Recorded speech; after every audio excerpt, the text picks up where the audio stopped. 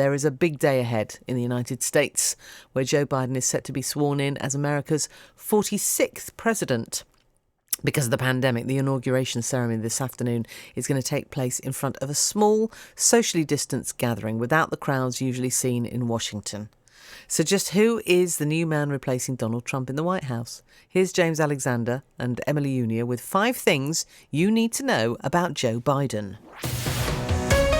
BBC Radio York 1. At the age of 78, Joe Biden will be the oldest president in US history and a man with plenty of experience under his belt.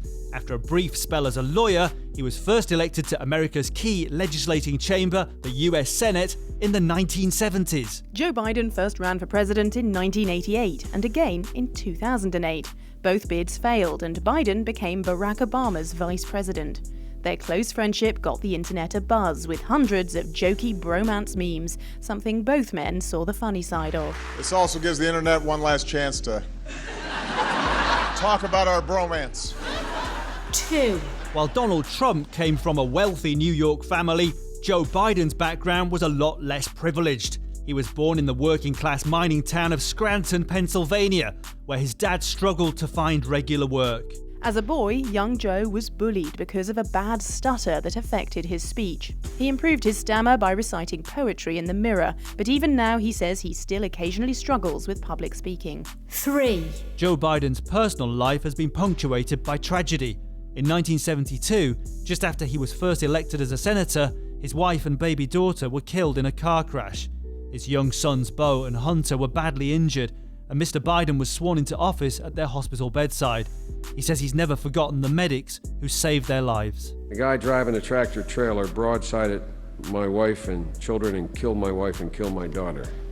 And guys I grew up with, people who got me elected, they were the ones there with the jaws of life in their hands, saving the life of my 2 sons. Tragedy struck again in 2015 when Joe Biden's eldest son, Beau, died of brain cancer. A devout Catholic, Biden says his faith helped him cope, and he continues to keep his late son's prayer beads in his pocket. 4. Joe Biden's career hasn't been without controversy. He's faced allegations of inappropriate touching from a number of women who accused him of encroaching on their personal space. Mr. Biden said he regretted any discomfort his actions had caused and that he was only trying to make what he called a human connection, but he promised to be more careful in future. His younger son, Hunter, was also a frequent target of Republican criticism during the 2020 election campaign, with claims he used his family name to get business deals in Ukraine and China, claims he denied. 5. The new president is moving into America's most famous address together with his second wife, Dr. Jill Biden, who he married in the late 70s. She'll be the first lady to have a full-time paid job. She's an English professor and plans to continue teaching. The couple are also taking their 2 dogs to Washington, German Shepherds called Champ and Major. This after Donald Trump broke with tradition by having no presidential pets. In more ways than one, it's set to be a new era in the White House. James Alexander and Emily Unia with a bit of background on Joe Biden, the new American president. 3rd time lucky, eh? And as Emily mentioned, when he was younger, Joe Biden was bullied because of a stammer.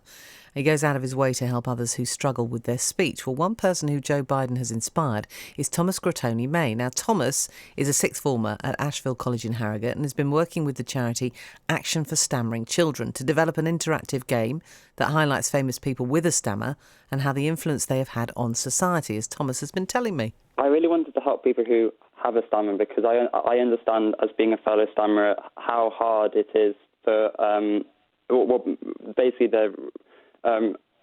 we're really isolated, I feel, because especially with me, the problems which I've faced is I've had quite a lot of bullying before, and it really does take a lot of confidence out of you. So I think one of the reasons why me and the youth band of the charity have done this game is so we can go and highlight some of the famous stammerers in the past and in the present, to go and try and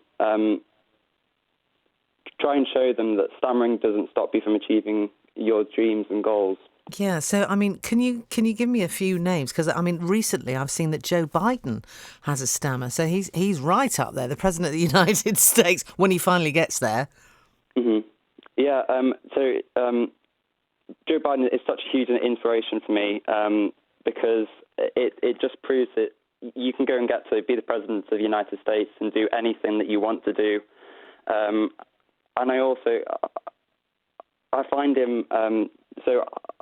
I can go and see him stammering mostly in every single speech, and it's just the way how he gets through it, and he just takes it really easy. Is such an inspiration. And also, I found that he does a lot to raise awareness, and he goes out of his time to go and call people like Braden, who spoke at the Democratic National Convention last year, and he gives phone calls to see how they are and how he's got through it, which I just find amazing. Yeah, and listen, how have you got through it? I mean, you mentioned the bullying, which is just horrendous, but how have you managed to cope? Well, I kind of cope because I feel how lucky I am, and I feel like I know that a lot of people don't have all the support that I have, because I have a really supportive family and speech therapists, which have helped me find my voice. And that is one of the reasons why I feel so inspired to help others. And you're not just saying that about your family because your mum's on the line, Thomas, are you? Hello, Catherine. Hello, Georgie. No, he's had a tremendous amount of support. We've all been really lucky as a family, because it's not just about supporting the child, but it's about supporting the family as well. And I think, school has been such an essential part, having a school that is willing to, stamp out the bullying when it happens. And Thomas has been very, very fortunate to have the support of the school. It must be, as a mum, it must be soul-destroying to know that that's happening to your son, all because of a stammer.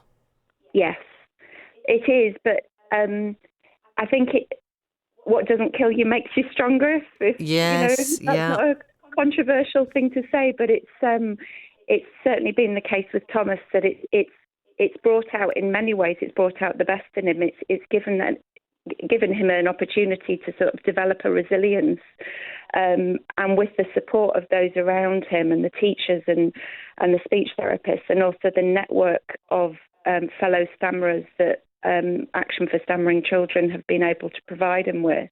I think children who grow up with any kind of disability, I think, do develop a resilience that maybe others don't, and I've certainly seen that with Thomas. He's turned a negative into a positive, definitely. Yeah, definitely, and hopefully it's going to get you that gold D of E, Thomas.